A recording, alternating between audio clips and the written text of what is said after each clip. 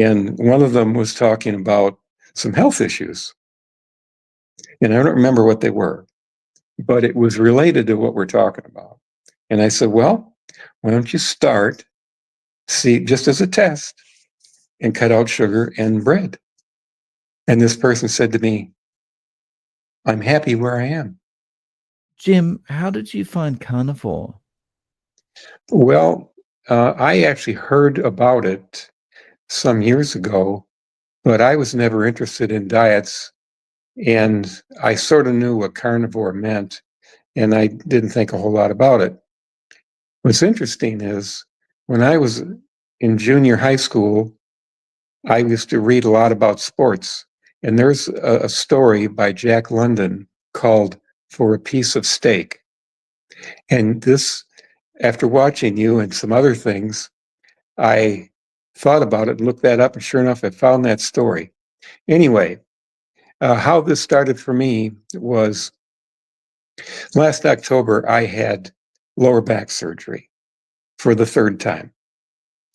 And after rehab, I went back to the gym. So I was working out in the gym and I made a mistake and overdid it. Well, my wife needed the basic same surgery. So she had hers last August, and then I had mine in October. Again, went back to the gym. And that was in March of this year. And at around the same time, I went to my doctor for a general checkup. Well, he said, everything looks good, except you have cholesterol at 220, and that's high. And I said, okay, to make a long story short here, I'll fix it with diet, which I've done in the past. And I could adjust it pretty easily then because I knew where I was wrong in what I was eating. So in this case, I said to myself, I'm going to cut out sugar and bread. And that's where I started. And at the same time, I was doing research on this because that's what I'm like. When I have something I'm interested in, I'll do research. So I go to YouTube. And I found a number of videos, Dr. I think Chaffee, and there are a number of others. And I remember watching one where a man was making a demonstration. He was pouring sugar into a serving bowl, and it was overflowing.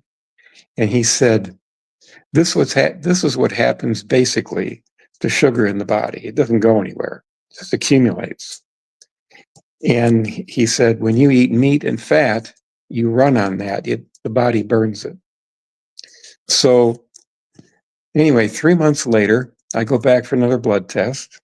After that, for a follow-up with my doctor, and the blood test came back on the cholesterol reading at 178. That's a 42-point drop. Well,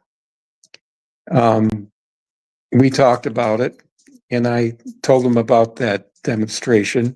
I got nothing out of him. Now, not only is he my doctor, I go to church with him, and he's a friend. He didn't even make a comment. So I just recently had another blood test. I haven't been back for the follow-up yet. That's next week. But it came back at 161.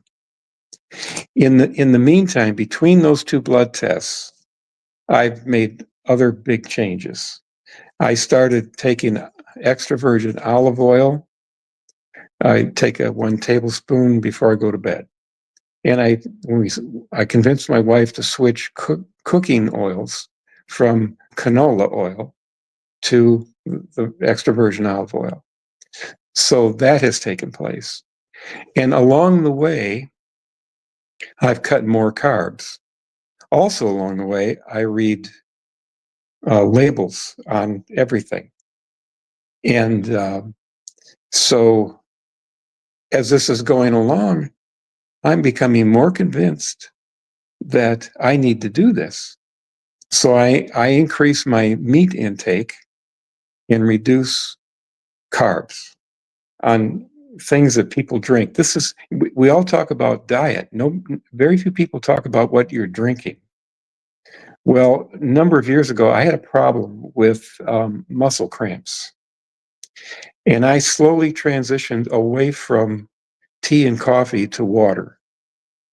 And I also drank pop, but I had replaced pop with tea. And the fast food restaurant here, McDonald's, has the best iced tea. Now, you can get your own. And so they have one that's labeled unsweet and the other one's sweet. In fact, I live in Florida, and in the South, when people talk about iced tea, they don't say iced tea, they say sweet tea. I was surprised at that. I'm actually from the North, and we talk about iced tea. Well, when I would get my tea, I would put ice in it, and then I would put about 15 to 20% of the sweet tea and the rest unsweet. And even that, I found I kept cutting down on the sweet tea. And I watched people again and again fill their cup with the sweet tea. That would be enough to curl your teeth. You know, it's ridiculous. So anyway, I have gone from tea and pop, and I have coffee once in a while. I don't put anything in the coffee. And so that has been a help as well. And I was a little surprised at the cholesterol reading after doing this research, because with my experience at cutting out sugar and bread and the level dropping like it did, and I thought about it and I thought, wow, this sugar and bread had a lot more to do with this than I realized. So another thing I've done is I eat prunes, which I actually like. A lot of people don't like them. And I've been taking fennel seed. And again, this is because of research, because I had a problem with gas, and I've had constipation most of my life. That has turned around. I've cut the gas down by about 80% and had a major improvement in bowel movements. Now, I bring this up because I don't know. I can't say if it's the prunes and the fennel seed, or is the carnivore diet also part of that? I tend to believe it's the carnivore, that I think all three are helping. But I wanted to throw that out there for other people to know. Here's another point that astounded me. I woke up a couple of weeks ago and I felt refreshed and clear-headed. Most of my life, I didn't wake up that way. Once in a while, that would happen. I know it has to be because of the diet, or this change in what I'm eating. Another point, the only real serious health issues I've had, and I want to bring this point up because I've watched a number of your videos, and a lot of people have had much more serious health issues than I have. And so they've seen even stronger results and a major improvement in their lives. But the only other thing I've had is prostate cancer about 9 years ago. And I went through radiation therapy, and that took care of that. We caught it early. I'm also curious to know if somebody has ever had prostate cancer and switched to carnivore and seen an improvement in that. I'm guessing because of all of the illnesses that I've seen improvement in through your videos and others, it wouldn't surprise me. A good example is I watched a fellow who had been on a vegan diet, and it was destroying his teeth. He said at the time he switched, he had 7 cavities and he needed 3 root canals. He switched to carnivore, it all went away. Other people with autoimmune syndrome have seen something like that. Now, my wife is autoimmune. One of my sons is. Now, she is coming along with me a little bit, not as much as I'd like to see, but she's coming along as well. And I'm hoping that she's going to see some improvements and add two and two and figure out what's going on. Anyway, the other reason I started into this, and I've joked with people about that cholesterol reading kind of opened Pandora's box, because I kind of turned this into a hobby. And so you hear people talk about how they're going to have a longer life living this way. And my motivation wasn't length of life, but it was quality of life. I want to feel better. I don't want to walk with a cane or a walker. Saturday, we met at a restaurant about an hour and a half from here with my wife's sister and husband, and we had lunch. My sister-in-law is 78, I'm 78. My wife's a little younger.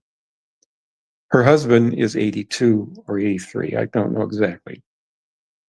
Anyway, I hadn't seen him in quite a while, and now he's walking with a cane, and he probably really needs a walker. I stayed close to him because I was afraid he was going to fall over. So he asked me how my health was, and I think he's looking for a comparison because he knows how old I am. So I told him, and I told him what I'm doing. And I encouraged him to start exercising with what I will call a chair squat. So we'll see what happens with that. Now, he used to like wine. He used to drink a lot of wine. What's sad is he was an engineer. He's from England. And he was a design engineer. And he was very, very bright. So it's interesting when you look at life and the people you run into and friends and what have you, and you think about their background and how bright they may be. And then you start talking about food and everything changes. I can tell you this, I'm not going back. I've heard other people say that, and I know why they say it. You remember I talked about the man with the cavities and all. So I've watched not only that one, but two different dentists. One is retired. He's in California. I've forgotten his name. But he talked about dental health. And one of the major things I remember from that is he said, when you drink something, or I'll go to the point of eating. Let's say you're eating something. The start of digestion is in the mouth, which I sort of knew. Okay. And he said what happens is some of that goes through the gums and directly to the brain. I was stunned. I didn't know it would go directly to the brain. So evidently, and I'm no doctor, I'm no expert, the brain gets benefit or otherwise from whatever you're eating while it's in your mouth and then through the bloodstream. So just last week, I had a tooth removed along with the root because I had a crown there and decay started under the crown and it wasn't caught in time to do anything. And so even before that, I had switched from regular toothpaste to baking soda. And I was using baking soda about once a day. Well, since I watched these dentists and this other fellow, I'm using baking soda at least twice a day, but every time I brush or floss and rinse, I rinse with salt water. Another thing with my makeup is when I had my back surgery, I found out I was low on sodium. So I mix salt in water once a day, like a half a teaspoon, and I drink that in order to keep sodium up. I also have muscle cramps. I've always had muscle cramps, but as I've aged and, we lose muscle, especially I wasn't working out for many years, and I could look and feel my legs and I knew I was losing muscle. So with all my exercising, I'm coming back very slowly. But I feel that changing my diet is going to help in that, because I've also seen, in fact, yesterday I watched a video where a guy was talking about carnivore and carbs and what have you. And he said, it used to be that, and could still be, uh, some of these guys who have worked out and built muscle for many years, because it was really part of who they were, talked about um, bulking up on carbs before you work out. Well, that's dead wrong. That brings me back to that story about the boxer. It was a story. It wasn't real, but it went along the line that he lost the fight. He was an older guy. He was, as boxers go, he was an older boxer. So he lost the fight, and he said to himself, "If I could only have had a steak before the fight." And I got to tell you, I believe it 100%. Not that it would have helped in that case, but if you're an athlete and you're bulking up on carbs, you're kidding yourself. Now, you've asked folks about what it's like socially, and I've talked to friends. Close friends. I've told them about cutting out sugar and carbs. And some months ago, we were with these friends, and one of them was talking about some health issues, and I don't remember what they were, but it was related to what we're talking about. And I said, well, why don't you start, see, just as a test, and cut out sugar and bread? And this person said to me, I'm happy where I am. And this is what I'm talking about. You can have a smart person, but on this subject, food is a whole different deal. I have a real good friend who's 85. His wife is very close in age to him, and she now has Alzheimer's. He is very bright. He's done a lot of research, and he doesn't buy into carnivore. And I said to him, well, I guess you and I have to disagree, because I was hoping that he could get his wife to make a diet change. My sister is 4 years older than me, not quite 4 years. She's had Alzheimer's was diagnosed with it has to be at least 8 years ago. And she's very far along in this. For example, I'll be talking to her on the phone and she'll say, are you my brother or my son? So she doesn't know my voice anymore. And I feel bad about that. I'm having trouble getting in touch with her husband to talk about this with him, but hopefully I'll do that soon. But what are my goals? And my goal is to keep doing this to feel good. And referring to length of life, I don't know when I'm going to die. Nobody does. Only the Lord knows when that's going to happen. Will I have an extra time living because of this? I think logically you could say yes. Don't know that. We can die other ways too, but now my mother lived to be 97. And I used to take her to her doctor visits. And one time, the nurse that was checking her in looked at her age on the chart, and she says, "You're 97?" She says, "Yeah." And then she looks at me and she says, "That means you're going to live to be old." And I said, "Well, we're talking about male and female here. Just because a parent lives a long time is no guarantee." But I've wondered about this.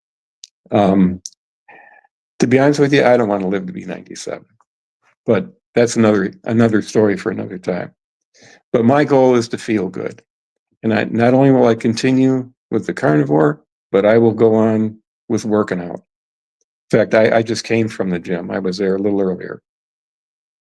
So I do a workout there and I do a workout here at home. And this diet, I'm convinced, is going to help me build muscle again. So, just that's a interesting point. You mentioned that you had your 3rd back surgery. Hmm. So, how is your back now as far as has it improved since you changed your eating? And, are you able to work out the way you were previously? I'm even doing more, and I can't say for sure if it's a diet or just because I'm coming along slowly with the workout. But I was watching a video where they were showing what they call um, a a squat at rest. In other words, you just get down into a squat with no weights and you just sit there for a while. I can only last 10 seconds like that. I can't get down as low as I'd like to. That I think is going to improve. I called my back surgeon's office and asked them, I told them about this. I said, can I do this having had this surgery? And they called me back and they said, yes, you can. So I'm having a problem at the moment with tight shoulders. So I can't do a squat with a barbell. I'm doing a squat with weights in my hands. Um, and I'm going to go see um, a rehabilitation doctor who I've been to a couple of times, like especially since my last surgery. And I've already told them why I want to see them. So we're going to go over that. But yes, I am improving. I am very happy about the improvement that I've had. I'm standing straighter. I'm walking better. But the mistake that I made working out before tore up the glutes on my right side.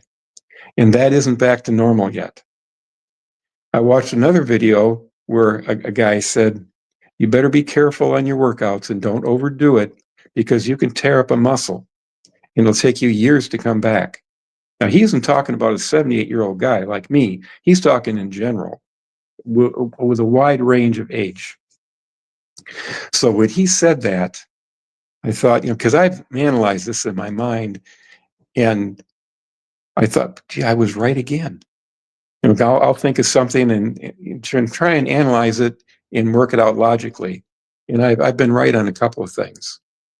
So um, I don't know when that part is going to happen.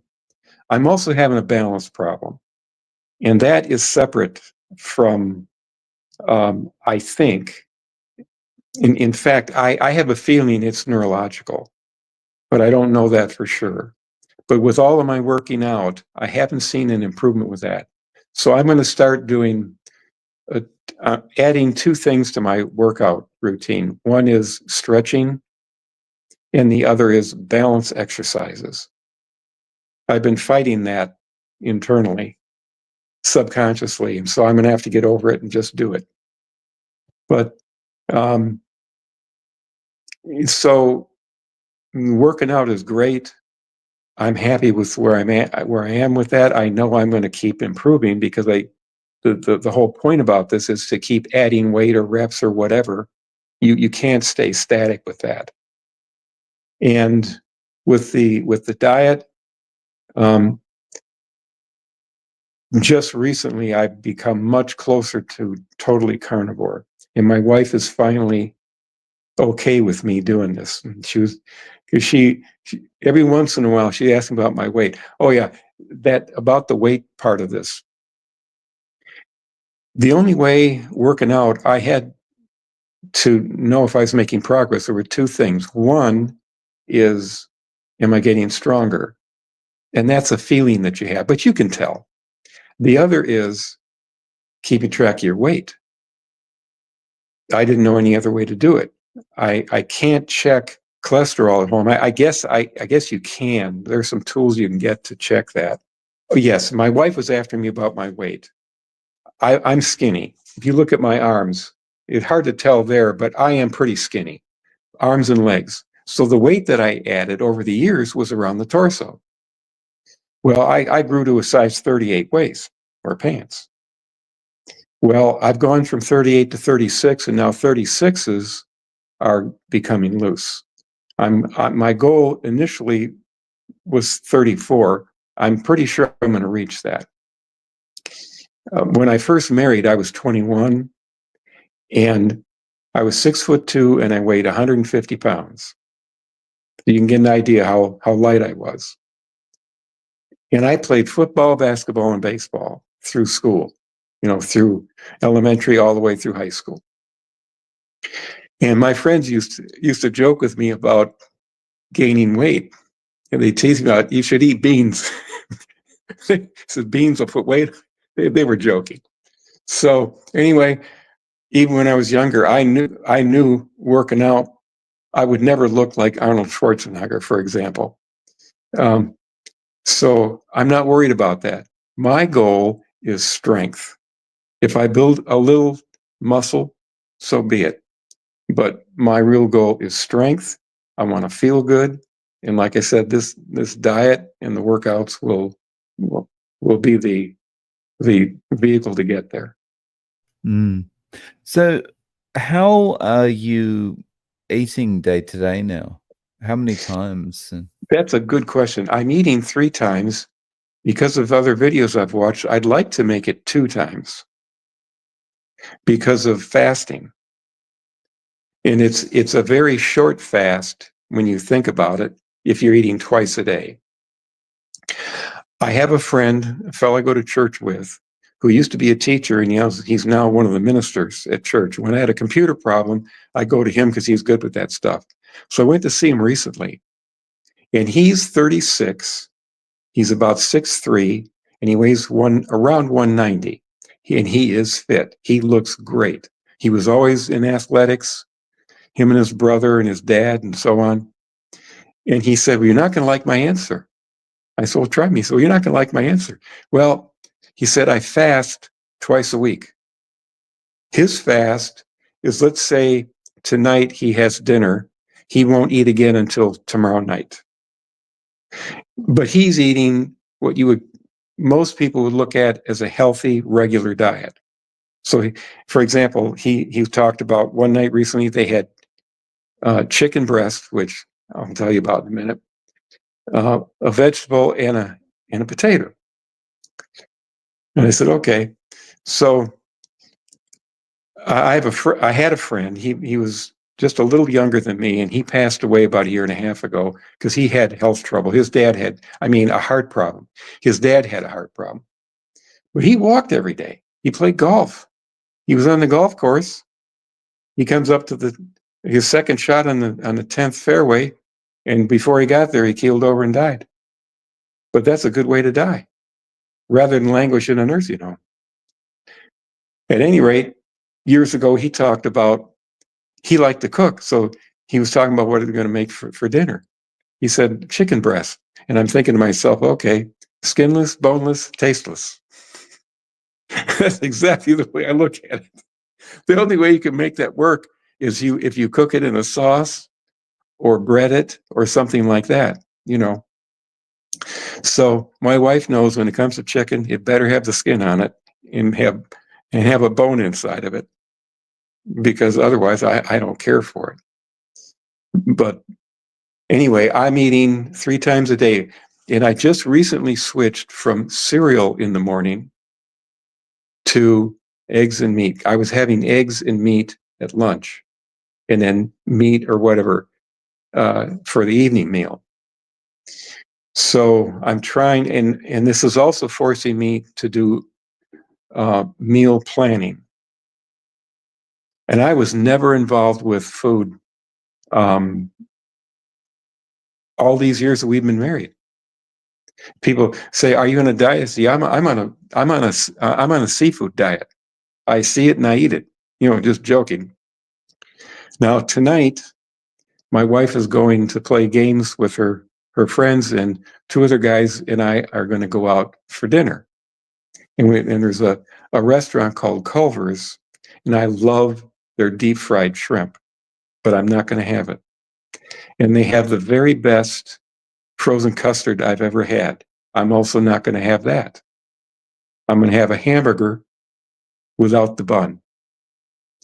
And I'll probably have something here before or after, because that won't be enough, as you can probably tell. One thin hamburger is nothing. So yeah, I'm still on 3 meals a day, and I know there's some. In fact, again, a video I watched yesterday, the guy was talking about that. Oh, I wish I could remember his name. He has a very strong Scottish accent, and he was in or is in bodybuilding, and he Ah, is an expert on diet. you're talking about Keto Pro, Richard Smith? I'm not sure if it's Richard Smith. It might But be. that's a Welsh accent. Yeah. Well, okay. Well, being Yeah. from the States, it's hard for me to differentiate. My brother-in-law is from England, so I have a very hard time listening. I have to listen real close, and sometimes I have to ask him to repeat things because he talks his normal speed, plus he has a low voice. So, and this person we are talking about, speaks very fast. So I have to listen to him very closely. And fortunately, I can watch it on YouTube and I can back it up a couple of times if I need to. Yeah. Now I think, is in keto. I don't think he's fully carnivore because he talked about eating some vegetables. And he said they have to be above the ground vegetables. Well, I was sorry to hear that because I like beets and carrots. And that's about the only vegetable I even eat now. And living here in the South, it's really been interesting. I have a friend this couple moved this past year, but he loved to garden and he loves vegetables. One thing I noticed about him and his wife was they both have bad breath. And I have a feelings for two reasons. One, their diet, and two, they may not be keeping up with their dental health. But going back It's to amazing. It's amazing how getting the sugar out of your diet, getting the carbohydrate out of your diet changes everything about your oral health, right? yeah, yeah. So I'm going to have this tooth replaced. We're going to put I forgot what they call it. I call it a post. They put a titanium post in. What he just did has to heal. I'll go back in 4 months or more, and they'll put that in. Then I have to wait another 4 or 5 months, and they'll do a crown. Well, in all that time, I'm going to continue the way I take care of my teeth and being on this diet. And I'm looking forward. I'll continue to go to the dentist for cleanings and what have you. And I think I'm going to see a big improvement. I've always taken care of my teeth, but I've always had cavities. I have a number of crowns because I've had a number of root canals. And this is with taking care of my teeth, which reminds me again of that video with the guy that talked about his with the 7 cavities and all that. And so I'm waiting for some improvements. My oldest son, as I said, has autoimmune syndrome. He has skin problems, and his doctor says, "Oh, you got to keep away from red meat. You got to do this, this, and this." Well, I'm trying to get him to quit drinking pop at all. I even sent him a picture of a label on a Pepsi can. It wasn't where it listed sugar or sweetener or whatever. It was the other label that listed all the chemicals that are in that. Well, I looked those names up, okay, and the problems with those chemicals. And I told him, I said, you got to get away from this stuff. Well, my youngest son and his wife were here from Oklahoma for the Thanksgiving holiday. They were here for the week. And my oldest son lives in Florida, but he's like 3 hours away. He came as well with his wife. The whole time they were here, they were hitting that pop in cans. I hear that, that sound it makes. I'm thinking, you got to be kidding me. So we go out to eat, same thing. Oldest son, same deal. My youngest son, I should say, same deal. He retired a year and a half ago from the Army. He's 51. So he was in the Army, he got out, and then he went back in some years later. That's why he was retiring at like age 50. Anyway, he's 6'2". When he retired, he weighed around 230. That's been a year and a half. He now weighs 300. Yeah. And I had a talk with him. I said, you better be careful. He loves to cook and he loves to eat. In fact, while he was here, one of the things he made was grilled rice. You cook the rice. So while that's cooking, you make small peas and carrots on the grill. Then you bring the rice in and you mix it all up. Okay. At least I got him to make it in extra virgin olive oil. So anyway, that is nothing but starch. And then we put chicken with it, chicken breast. Okay. Fat free, eating healthy, right? Wrong. So anyway, I went along with the program this week and I ate that, but not a lot of it. Okay. And then finally starting Saturday, I got back on track. So Saturday, Sunday, and today have been good, and I'm gonna keep it that way. But yeah, my biggest problem convincing people are my family. Yeah, it's difficult. Like the feedback you're getting from them, is it they're just kind of brushing it off, or Well, they'll even agree with me and say the youngest son said, "Yeah, you need to get back to the gym." I said, "You need to do more than that. You need to fix your diet." I said, "You can eat meat and still have fun with it, like enjoying to cook and all that. You can at least cut back on all these things that we know are wrong. Um, you don't have to go full carnivore, but you need to do something." Because I know people, well, another guy I go to church with, he's probably 40-ish. I don't know. He's about my height, about 6'2". He just had a stomach reduction surgery. And so he's working at it. And he told me other things he's doing to help himself. So that's good. So he and I talk. And I want to talk to him because I want to encourage him. Um, I have some other friends, with a little health problem here and there, and I'm trying to talk with them. so I think, when you're talking about your son there, and your son saying, I need to get back to the gym. That reminds me of, I think, one of the fundamental issues of trying to introduce carnivore to people.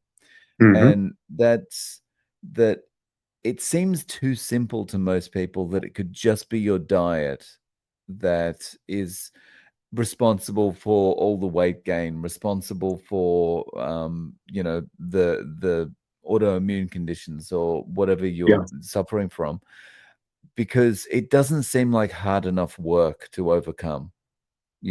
Whereas the gym feels like you really got to work hard and put in the hours. And of course, so the gym is the thing that's going to get me the results, not just changing what I eat. yeah, and that's not true. If you're talking about weight gain, working out helps a little bit, but you're building muscle. You're not losing weight.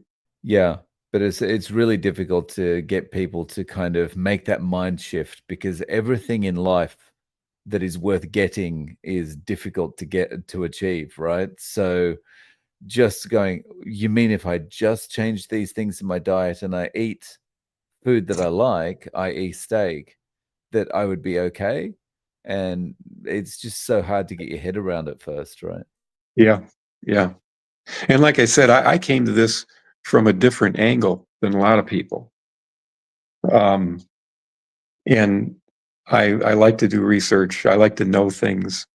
And so, it wasn't cold turkey like it could be for some folks, like that operation to reduce the size of your stomach.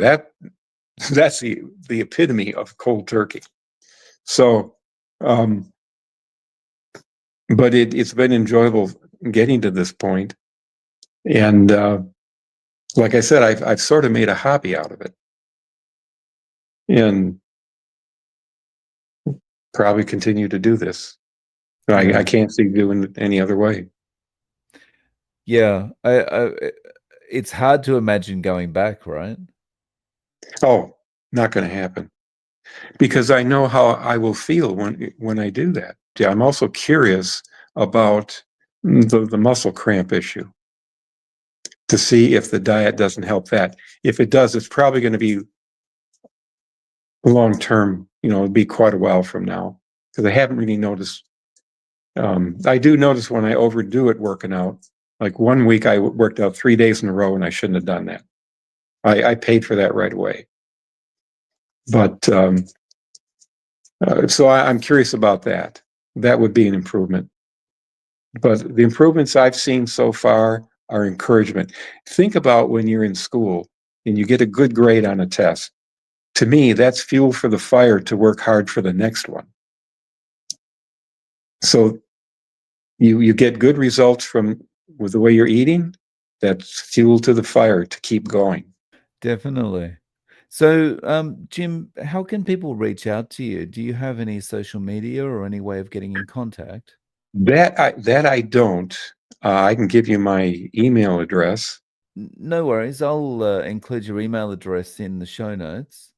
Jim, Okay. thank you so much for coming on and sharing your story. I really appreciate your time. Thanks for having me. I've enjoyed it.